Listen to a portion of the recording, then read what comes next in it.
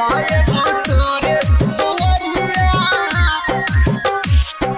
DJ Umesh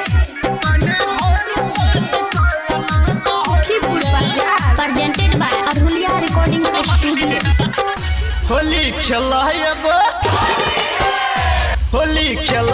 तोरे दुआरिया कने घर से निकलना बहरिया। होली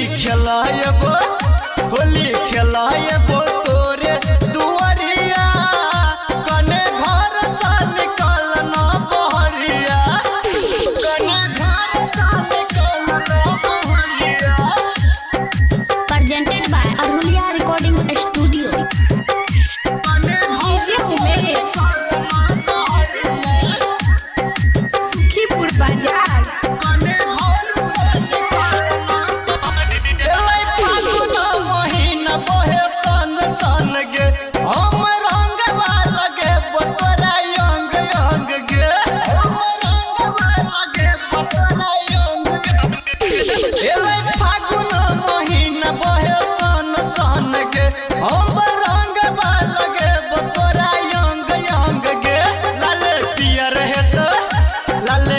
रहे तो तोरे गोरे गलिया कने घर से निकलना बहरिया।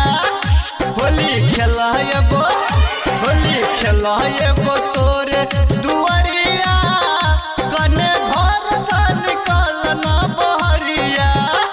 लगे कने घर से निकलना बहरिया। डीजे उमेश सुखीपुर बाजार हम तो डीजे बजे बछौरी धूमधाम से और उड़त अबीर रंग तोर नाम से। और उड़त अबीर रंग तोर नाम से। हम तो डीजे बजे बछौरी धूमधाम से और उड़त अबीर रंग तोर नाम से। तोरा कहै छो संजीत सबरिया कने घर से निकलना बहरिया। होली खेलाए